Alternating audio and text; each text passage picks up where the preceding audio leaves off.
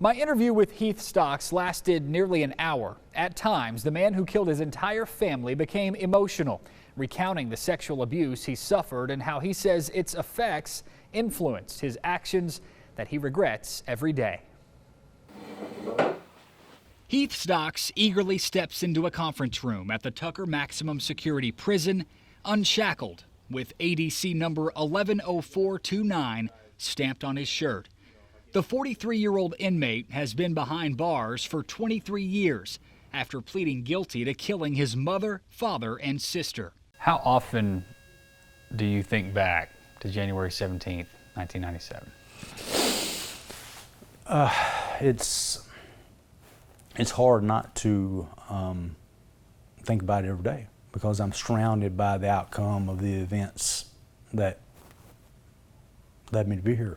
Stocks knows he may spend the rest of his life behind these walls, but blames, in a way, his former scout leader for being here. Stocks was one of several boys sexually abused by Boy Scout leader and former Lonoke Man of the Year, Jack Walls. Walls is currently serving a life sentence in prison as well.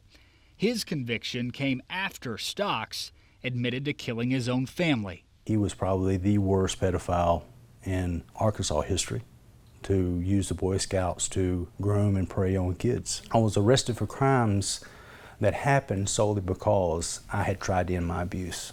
Stocks says prison is lonely, but he's kept up with the news, especially recent reports of the Boy Scouts organization going bankrupt while facing hundreds of sexual abuse claims. This is a history of abuse that goes back to the very beginning. I think it's very important for us as a society to look at what happens to kids. You know, broken kids grow up to be broken adults. Do you have an animosity or an anger toward the Boy Scouts organization? No.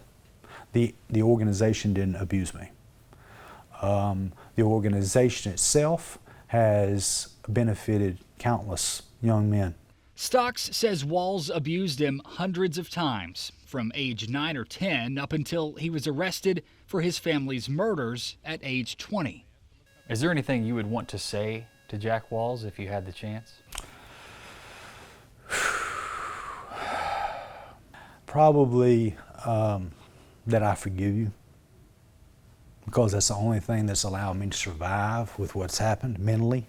I wish that he would be willing to step forward and say what led him to abuse kids, because I don't believe that we're going to be able to resolve this issue of sexual predators in institutions preying on kids until we understand what shapes them into who they are.